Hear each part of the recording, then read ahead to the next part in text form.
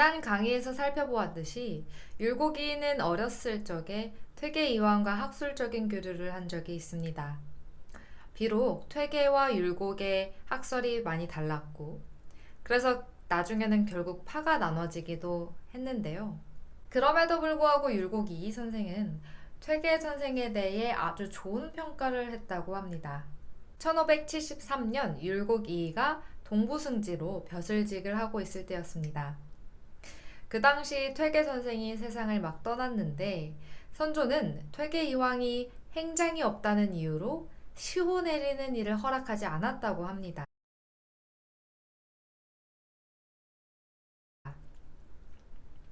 행장이라는 것은 사관들의 역사 편찬이나 고인의 명문, 정기 등의 필요한 자료를 제공하기 위해서 고인의 세계, 성명, 자호, 관향, 관작, 생졸, 연월, 자손록 및 평생의 언행들을 서술하는 한문 문체입니다. 시호는 왕이나 사대부들이 죽은 뒤에 그 공덕을 찬양하여 추증하는 호입니다. 정리하자면 퇴계 이황의 언행을 칭송하는 글이 없기 때문에 그의 덕을 찬양하는 호를 줄 수 없다는 것입니다. 사실 이것은 비단 선조 혼자만의 뜻은 아니었습니다. 당시 이런 이야기가 오고 간 일화가 조선왕조실록에 기록이 되어 있습니다. 이제 그 내용을 좀 살펴보면 노진과 김성일이라는 학자가 행장을 기다리지 말고 이황에게 시호를 내리기를 개청했다고 합니다. 노수신과 특징관, 참찬관 이하는 반대로 행장을 가져다 본 뒤에 시호를 내리기를 바랬다고 합니다. 이때 김호옹이라는 학자가 이야기하기를 명현의 행장은 짓기가 쉽지 않습니다. 선유 주자의 행장은 수십 년토록 오래 기다렸고 이천은 문인 고제가 다 먼저 죽었으므로 끝내 감히 지은 자가 없었으니 그 어렵기가 이와 같습니다. 대현을 대우함에 있어서는 상규에 얽혀서는 안 되니 어찌 행장이 없다고 해서 정과 주의 시호를 내리지 않을 수 있겠습니까? 김우홍은 이렇게 이황의 행장이 없어도 어서 시호를 내려야 한다고 주장했습니다. 그리고는 또 이렇게 이야기합니다. 이황은 박순이 지은 묘지와 그 문인의 서술 등이 있으니 가져다 보고 의거해도 무방할 듯합니다. 이때 이인은 다 옳다고 고개를 끄덕였다고 합니다. 그런데 김성일이라는 학자는 또 이에 대해서 반론을 하는데요. 대현을 대우하는 데는 상규에 얽매여서는 안 되는데 반드시 행장을 본 뒤에야 한다면 이는 그 사람을 이것을 본 뒤에 알 수 있다는 것 같으니 또한 부족하게 여기는 것이 아니겠습니까? 라고 했고 김호옹은 이는 참으로 그렇습니다. 다만 위의 뜻이 반드시 고사에 방해가 되지 않기를 바라심으로 신들이 이 말을 한 것인데 또한 마지못해 한 말입니다. 라고 했다고 합니다. 선조는 이들이 얘기하는 걸 이렇게 지켜보더니 그렇게 얘기했다고 합니다. 빨리 나도 시호를 내리고 싶지만 전에 없던 예를 시작하여 뒤에 폐단을 생기게 할 순 없. 김성일은 조금 시호에 대해서 머뭇거리긴 했지만 김성일이 인하여 이왕의 바른 학문과 높은 조예를 말했고 김우홍도 그 학문은 우리 동방의 한 사람뿐이라고 말했다고 합니다. 이인은 이들의 내용을 이렇게 정리했다고 합니다. 동방은 정몽주가 창학을 한 뒤부터 아조에 들어와 김굉필, 조광조 같은 이가 도학을 한 사람인데 또한 공부하는 데 대한 상세한 방법을 몰랐고 그 밖에는 학문한다는 사람이 있어도 거의 다 모양을 이루지는 못하였습니다. 그러나 이황 같은 사람은 그 언론과 풍지를 들으면 옛사람의 학문을 참으로 한 사람으로서 진실로 이와 비견될 사람이 없습니다. 다만 그 사람의 작품과 정신이 옛사람에 미치지 못한 듯한데 전하께서는 아마도 이 때문에 부족하게 여기시는 듯합니다. 그러나 그 학문의 공이 지극함에 따라 기질이 변화돼서 옛사람의 학문에 잠심하여 시종 한결같이 공부를 쌓아서 조예가 날로 깊었으니 부족하게 여길 수 없을 듯합니다. 율곡이인은 비록 이황의 기품이 선조가 생각하기에 부족하다고 여겨질 수는 있지만 그가 옛사람들의 학문을 목표로 삼아서 공부하고 제대로 알고 있었던 만큼이나 그의 조금은 부족했던 기질이 나중에는 좋게 바뀌었다고 설명합니다. 나아가 율곡이인은 이렇게 말하기도 했습니다. 공맹 이후로 여러 유자들을 집대성한 이는 주자뿐인데 우리나라에서 주자의 법을 그대로 지킨 이로는 정암 조광조와 퇴계만한 이가 없었다. 공자와 맹자 이후로 뛰어난 학자를 주자라고 하면서 조선에서는 이 주자의 법을 지킨 사람은 퇴계만한 사람이 없다고 하고 있는데 사실 이러한 식의 서술은 주자학이 성행했던 조선에서는 가히 극찬이 아니었다고 할 수가 없겠습니다. 여기에 더해 율곡이인은 그들을 성현으로서 대우해주고자도 했는데요. 율곡이이가 예문관 제학과 대사관을 역임하고 있을 때 나라의 재앙을 다스리기 위해서는 교화를 진흥시켜야 하는데 이 교화를 진흥시키기 위해서는 유현을 숭배하는 것이 필수적이라고 하면서 우리나라의 조광조와 이황과 같은 이들을 성묘, 성인들의 사당에서 제사를 받도록 함으로써 사풍, 선비들의 풍류를 진작시켜야 한다고 하면서 이들을 성인으로 추대하고자 한 것입니다. 지금까지는 율곡이이가 퇴계 이황을 한 학자로서, 스승으로서 추대하는 모습을 보았는데요. 율곡이이가 사실 정말 친하게 지내고 학술적인 교류를 많이 나누었다는 사람은 따로 있습니다. 바로 우계 성훈입니다.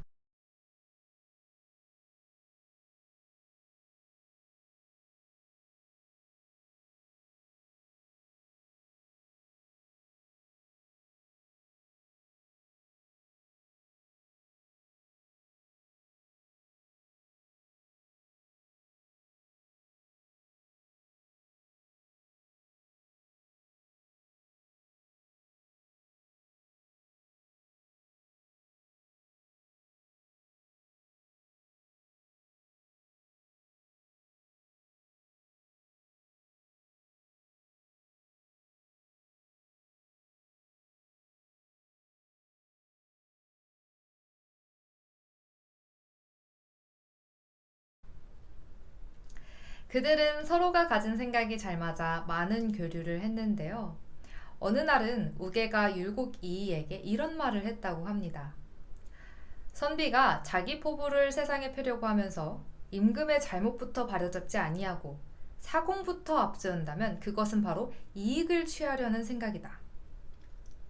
율곡이이가 선조를 바로잡지도 못하고 일만 열심히 하는 것을 보고 나무란 것 같습니다. 어서 선조의 잘못을 바로잡아라 라고 이야기하고 있는 것이지요. 그러자 율곡이이는 이렇게 대답했습니다. 주상의 마음을 갑자기 돌릴 수야 있는가? 내가 정성을 쌓아 상대가 느끼고 깨닫기를 바라야지. 그러지 않고 열흘이나 한 달 사이에 당장 효과를 나타내려다 안 된다고 하면서 금방 떠나버리려는 것은 임금을 섬기는 도리가 아니지. 이 당시의 풍경을 조금 상상해 보면 친한 친구 둘이 서로 술 한잔하고 담소를 나누는 모습이 그려집니다. 심각한 분위기라기보다는 얼굴에 웃음을 띠고 이건 이렇게 해야 되지 않겠나 하고 대화하는 모습이랄까요? 율곡이이는 성훈이 자신을 비판하는 이야기를 듣고 저렇게 대답을 할 만큼 성훈의 학술적인 부분도 인정했습니다. 어느 날은 선조가 사서의 소주들 가운데 맞지 않은 곳이 많다고 해서 선생으로 하여금 바로잡으라고 했다고 합니다. 그러자 율곡이이는 성훈을 이야기합니다. 제가 혼자 맡을 순 없고 성훈과 같이 해보겠습니다. 전하께서 무엇인가 참으로 일을 해보시고 싶은 경우에는 성훈과 같은 사람을 한직에다 두시고 날마다 돌아가며 입시하게 하신다면 틀림없이 많은 도움이 될 것입니다. 그는 자신과 함께 일을 하겠다고 했을 뿐만이 아니라 성혼을 옆에 두면 선조에게도 도움이 될 것이라고 충언을 남기기도 했죠. 우계성운과 함께 율곡이와 친했던 친구로 구봉 송익필이라고 하는 학자도 있었습니다. 구봉 송익필은 그 신분이 좋지 않아 많은 사람들이 인정하지를 않았었는데요. 율곡이는 신분에 구애받지 않고 그의 현명함을 칭송하였으며 친구로 지냈다는 것을 부끄러워하지 않았습니다. 이들 세 사람은 당시에 많은 편지를 주고받았고 사람들은 이 세 사람이 주고받은 편지를 모아서 삼현수간, 즉 세 사람의 현명한 사람의 편지라는 이름을 붙인 책으로 만들었다고 합니다.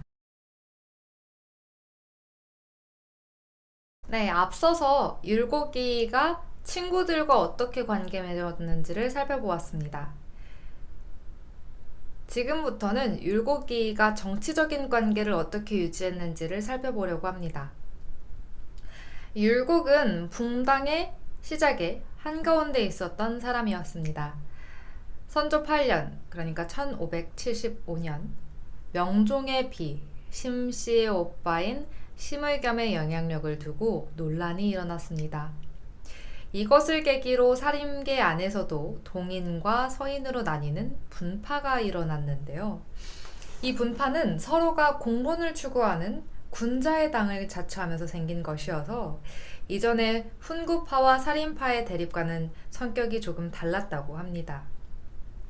하지만 대립은 계속되었고 그 크기도 커져서 율곡이는 이 양측 어느 편에도 서지 않고 중립을 섰던 것으로 유명한데요. 그 구체적인 일화도 한번 살펴보도록 하겠습니다. 아까 말씀드렸듯이 1575년에 심의겸과 김효원 사이에서 분열이 일어났습니다. 그러자 그 사람들을 둘러싸고 있는 주변 사람들은 그 사람들을 보고 시비가 서로 엇갈리고 있는 조짐을 보였습니다. 누가 옳은가? 우리는 누구 편에 서야 하는가에 대한 것이었습니다. 이 싸움이 좀 지속이 되자 조정에서는 이 싸움이 지속되자 율곡이는 다음과 같이 말했다고 합니다. 제가 보았을 때 이 두 사람은 사이가 크게 나쁜 것은 아닙니다. 단지 우리나라 인심이 경조하고 말 속의 시끄러움이 더욱 심해서 두 사람의 친척과 친구들이 각각 들은 말을 전해서 고자질하였으므로 드디어 어지럽게 된 것입니다. 대신은 그것을 진정시켜야 되므로 두 사람들을 외직으로 보내서 언근, 말의 뿌리를 끊으려고 하는 것이니 주상께서도 반드시 이 일을 아셔야 할 것입니다. 오늘날 조정에 드러난 간이는 없지만 그렇다고 반드시 소인이 없다고 할 수 있겠습니까? 만약 소인들이 이 두 사람을 붕당한다고 지목하여 둘 다 치죄할 계획을 한다면 살인의 화가 일어날 것이니 이것을 살피지 않아서는 안 됩니다. 라고 했다고 합니다. 율곡이는 이 두 사람 각각의 잘못을 따진다기보다는 당시의 상황과 그리고 그 당시 궐 안에서 일어나고 있었던 많은 잘못된 일들이 간신까진 아니지만 간신에 가까울 수 있는 소인들이 잘못을 하는 것이라고 이야기를 하면서 임금에게 이 소인들을 내보내야 한다고 이야기를 하는 것이죠. 더불어서 지금 사건의 중심이 되고 있는 심의겸과 김효원을 각각 조금 떨어뜨려 놓으면 이 일이 좀 잠재워질 것이라고 이야기한 겁니다. 이에 신하 중 한 명인 노수신은 김효원을 불영부사로 심의겸을 개성교수로 삼아서 떨어뜨려 놓고자 했다고 합니다.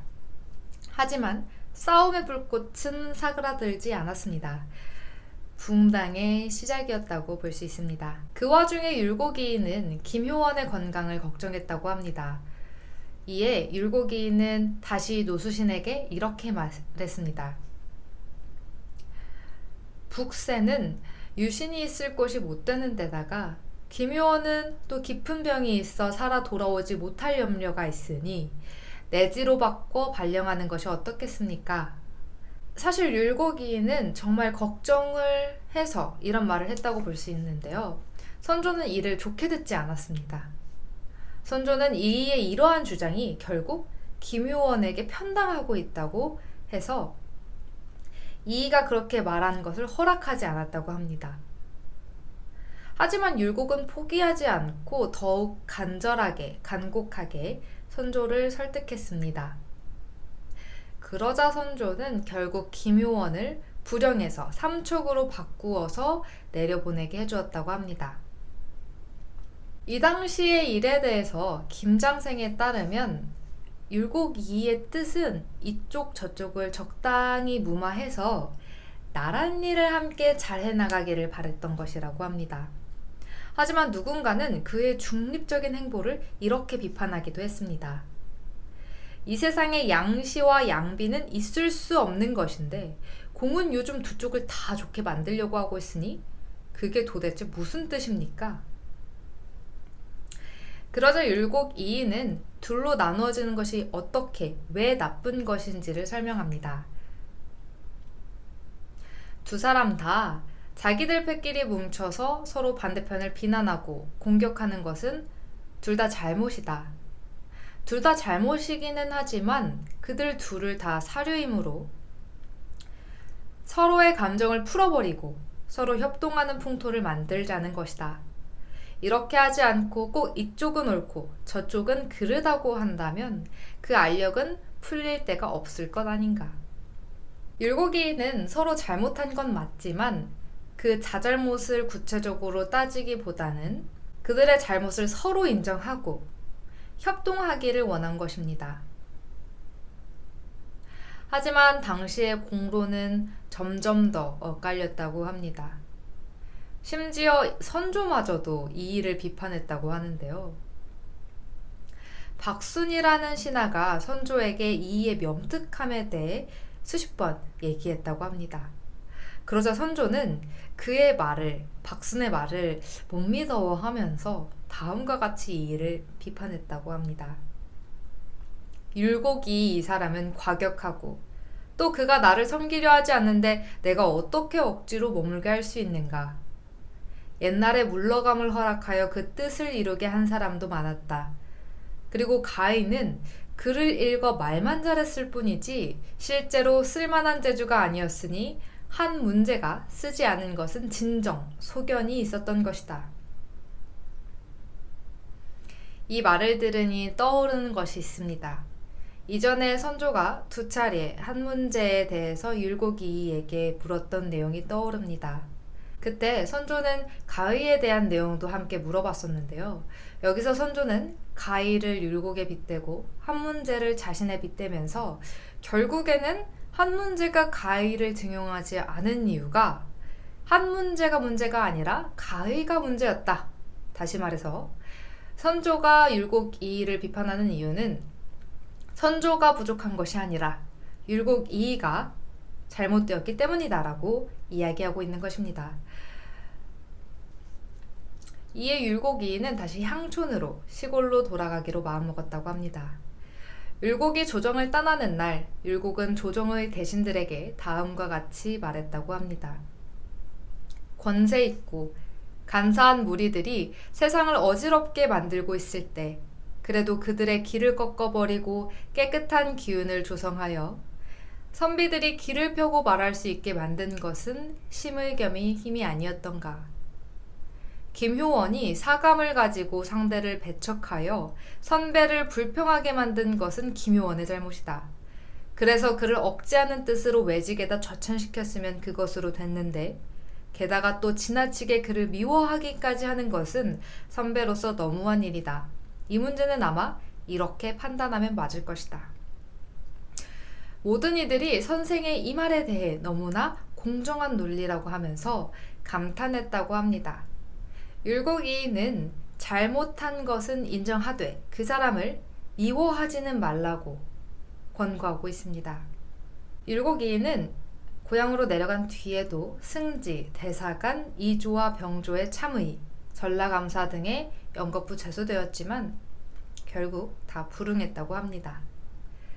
사실 저였어도 저를 과격하다 이야기하고 가히에 비대어 부족하다고 이야기하는 말뿐이라는 임금의 말을 듣고서는 관직에 나아가기는 쉽지 않은 선택이었을 것이라고 생각됩니다.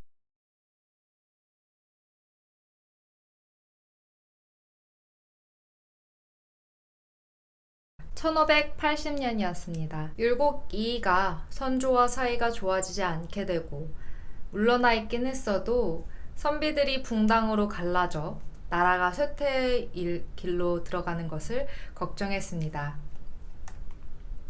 이에 이 사람 저 사람들에게 편지를 보내서 화합과 협동을 강조했다고 하는데요. 여러 사람들 중에서도 이발이라는 사람이 율곡의 말을 듣지 않았다고 합니다. 이발이라고 하는 사람은 본래 율곡의 뜻과 결을 같이 하던 사람이었는데요. 뜻을 같이 한다는 것은 이발이 율곡의 의견에 대해서 큰 반박을 하지 않았다는 것을 의미합니다. 당시에 동인과 서인으로 붕당이 나누어졌을 때 동인의 대표로 이발이 있었고 서인의 대표로 정철이 있었는데요. 그들은 각각 동인과 서인의 대표로 활동을 하면서도 율곡 이이가 너무 서로를 미워하지 말라고 이야기한 것을 바탕으로 삼아서 각각의 주장을 하기보다는 서로 잘 조화를 이루려고 노력했다고 합니다. 하지만 시간이 지나면서 이발은 심의경, 즉 서인의 측면의 사람을 함정으로 삼았고 그뿐만 아니라 그를 둘러싼 수많은 선비들까지 그 사건에 연루되도록 만들었다고 합니다. 이발은 동인의 편에 서서 서인이었던 심의겸을 중심으로 홍성민과 구봉령까지 내쫓고자 한 것입니다. 심지어 당시에 율곡 이이와 우계 성혼에게 모함을 씌워서 그들까지도 정계에서 떠나야 한다고 주장했다고 합니다. 이에 또 선생은 상소문을 올렸다고 합니다. 율곡 이이는 상소문을 통해 자신이 그렇지 않다는 사실을 분명히 밝히고 이어서 정철 및 여러 서인들을 변호했다고 하는데요. 당시에는 그러한 상소가 받아들여지지 않았다고 합니다. 아마도 이발은 당시 계속 정계에서 활동을 하고 있었고 임금을 뵙는 사람이었고 율곡 이이는 잠깐 임금과의 사이가 좋지 않아 밑으로 내려와 있던 상태였기 때문에 선조가 임금의 뜻을 받아들이지 않은 것이라고 추측해 볼 수 있습니다. 어느 날은 의정부 소속이었던 정이품, 참찬 백공인걸이 시사에 관한 자신의 소견을 임금에게 아뢰고 싶어 했습니다. 그러자 율곡 이이는 그 뜻을 가상하게 여겨서 상소문을 대신 작성해 주었다고 합니다. 백공인걸이 어떤 인물이었는지는 잘 모르겠지만 자신이 하고 싶은 이야기를 명확하게 표현하고자 율곡 이이의 글쓰기 실력을 빌렸다고 볼 수도 있겠습니다. 하지만 상대편에서는 율곡 이이가 자신을 숨기고 남을 사주한 것이라고 탄핵하려고 했다고 합니다. 이때에는 결국 백공이 그것이 아니라고 설명하기도 하면서 그 일이 무마되었다고 합니다. 그로부터 얼마 지나지 않아 율곡은 다시 대사원으로 특진이 돼서 조선시대 사원부의 장관직을 수행하게 되었습니다. 이 관직은 주로 시정에 대한 탄핵, 백관에 대한 규찰, 풍속을 바로잡고 원억을 펼치며 참람, 허위 등의 금지 등을 임무를 맡았던 관직입니다. 이 관직을 맡은 율곡 이이는 최선을 다해서 붕당의 뿌리를 잘라버리고자 했습니다. 그때 장령 정인홍이라는 사람이 또다시 심의겸을 몰아내려고 해서 율곡 이이가 그렇게 하지 말라라고 타일렀다고 합니다. 하지만 정인홍은 쉽게 율곡 이이의 의견을 따르지 않았습니다. 이에 율곡이 부득이하게 정인홍의 의견을 따르면서 이렇게 말했다고 합니다. 내가 만약 정인홍의 청을 듣지 않으면 그는 틀림없이 화를 내고 가버릴 것이고 그렇게 되면 그의 도당들이 그것을 가지고 나를 공격할 것이다. 그런데 내가 만약 떠나게 된다면 다시는 양쪽을 조정할 가망이 없게 되는 것이다 라고 하였다고 합니다. 그러고 난 이튿날 정인홍은 심의겸을 논박하면서 심의겸의 자잘못을 따지면서 그 기회에 다른 사료들에게까지 화살을 겨누었으므로 율곡 이이가 나서서 이 문제를 풀기로 마음을 먹었다고 합니다. 그리고 처음에 정인홍의 의사를 따라야지 하고 마음먹었던 것과 달리 그 이후에는 그 정인홍의 마음을 풀고자 노력했던 것입니다. 그러자 정인홍은 율곡 이이의 이 진심을 다하는 모습을 보고 부끄러움을 느껴서 조금 수그러졌다고 합니다. 하지만 그 정인홍 무리의 다른 사람들이 떠들고 다시 일어나서 도리어서 율곡에게 너 편당 드는 사람이네 라고 대드는 바람에 율곡이가 또 어쩔 수 없이 피했다고 합니다. 선조가 그것을 보고는 내가 율곡이 좀 과격하다고 생각은 했지만 다른 사람들이 율곡을 비판하는 것을 보니 조금 심했다라고 생각을 하고 그 심했던 사람들 중에 몇몇을 골라 퇴출시킴으로써 그 장이 무마되었다고 합니다.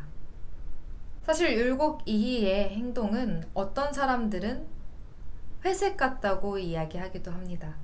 흑과 백의 사이에 있다는 말입니다. 중립을 지킨다는 것이 어떻게 보면 좋은 것이 될 수도 있고 어떻게 보면 그렇지 않은 것이 될 수도 있는 것이지요.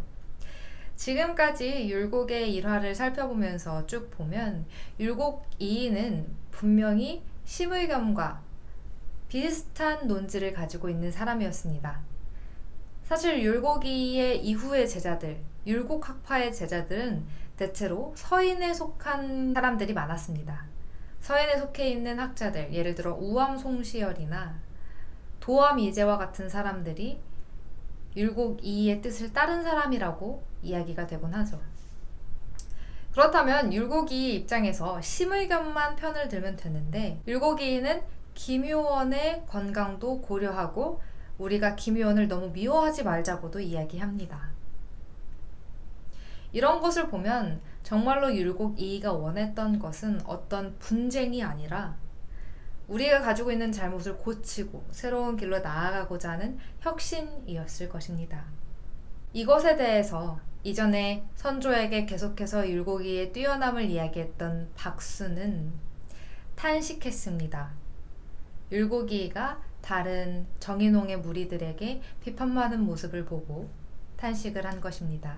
그리고 이렇게 이야기했습니다. 숙헌과 같은 이야말로 진짜 유림의 종장인데도 저 무리들이 저렇게까지 배척하고 있으니 사슴을 쫓느라고 태산을 못 본다고 하는 말이 옳은 말이다. 그러면서 그는 굉장히 안타까워했다고 합니다. 여기서 숙헌은 율곡 이이의 또 다른 이름인데요. 우리는 경치를 볼 때 큰 태산을 먼저 보아야 하는데 사슴을 쫓아가느라 그 정말 중요한 태산을 보지 못하곤 합니다. 박수는 여기에 비유해서 율곡 이이의 뜻은 태산과 같이 큰데 나머지 사람들은 사슴과 같이 작은 것을 보느라 율곡 이이의 뜻을 알지 못한다고 비판하고 있는 것입니다. 선조는 중반에 율곡 이이의 이런 뛰어남을 조금은 모르는 듯 했지만 마침내 선조 또한 율곡 이이가 얼마나 대단한 신하였는지를 인정했습니다. 어느 날 조정에서 많은 신하들이 중립에 서는 율곡 이이를 모함하고자 했습니다. 그러자 선조가 이렇게 율곡 이이를 두둔합니다. 요즘에 이이의 말에 대한 문제를 가지고 대간이 서로 격렬하게 논쟁하면서 계속 모함으로 얽어매고 옥당이 올린 차자인의 이이를 나라를 그르치는 소인으로까지 비유하였으니 이것은 말에 대한 문제로서만 우연하게 발단된 것이 아니다. 이는 이이가 전부터 신진사료들이 시류에 따라 당파에 가담하는 것을 미워해서 그들을 억제하기 위한 진론을 여러 차례 하였기 때문에 지금 논란하는 사람들에게 미움을 받은 지가 오래된 것이다. 그래서 조그마한 잘못을 가지고 이 기회를 이용해서 반드시 탄핵하여 제거하고야 말려는 것이다. 무릇 공경대부로서 부름을 받고서 오지 않은 자가 많았지만 임금을 업신여긴다는 말로 논박하는 소리를 듣지 못하였다. 어째서 대간의 말이 이이에게만 박절하게 하는가? 말을 바치게 할 때에 아뢰지 못한 것은 또한 그 많은 사모 때문에 미처 아뢰지 못한 것일 뿐인데 그것이 어째 권세를 제멋대로 휘둘러서 그러했겠는가? 대체로 권세를 제멋대로 휘두르고 임금을 업신여긴다는 것은 신하로서 제일 큰 죄이다. 임금이라도 백성에게 오히려 실상이 없는 죄명으로서 함부로 그 몸에 덮어씌울 수 없는 것인데 하물며 재상에게야 더 말할 것이 있겠는가. 이미 권세를 제멋대로 휘두르고 임금을 업신여겼다고 말했으면 어째서 그 죄를 분명히 밝혀 국가의 법률에 따라 처벌하지 않고 이에 감히 파직시키라 하여 마치 을사년의 간신들이 반역했다고 지목하면서도 죄로는 파직시키라고 한 것과 똑같이 한단 말인가. 이 때문에 이의가 신복할 수 없어서 여러 번 사양할 적에 과연 스스로 변명하는 말이 있게 된 것이나 이 어찌 언관을 시기하고 앙심을 품어서 그러한 말을 하였겠는가. 대간을 귀중하게 여기는 것은 그 몸이 공론을 담당한 까닭인데 만일 남모르게 사욕을 이루기 위하여 남을 배척하여 함정으로 몰아넣을 계획을 한다면 대간의 도가 어디에 있겠는가. 경들은 만일 이이가 나라를 그르친 소인이라면 마땅히 분명하게 논변하여 물리쳐야 할 것이다. 그렇지 않다면 공격하는 사람이 바로 소인이다. 어찌 임금이 소인을 쓰고서 나라를 다스릴 수 있는 이치가 있겠는가. 선인과 악의를 분별하는 것이 어찌 오늘에는 있지 않겠는가. 경들은 어물어물 분명히 가려내지 않아서는 안 된다. 대체로 조정에서 당파가 형성되어 나랏일이 날마다 잘못되어 가는데 대신이 분별하지 않는다면 장차 나랏일을 어디에 두려고 하는가. 네, 선조는 여러 가지 이유로 율곡 이이의 선택들이 다른 사람들을 시기하고 미워해서 그런 것이 아니라는 걸 설명하고 있습니다. 율곡 이이의 정성이 선조에게까지 가서 닿은 듯합니다. 오늘의 이야기는 여기에서 마치도록 하겠습니다. 다음 시간은 마지막 시간으로 율곡 이이의 죽음에 대해서 다루면서 율곡 이이 묘가 안치되어 있는 파주에 대해 잠깐 보여드리고자 합니다. 그럼 다음 시간에 또 뵙도록 하겠습니다. 감사합니다.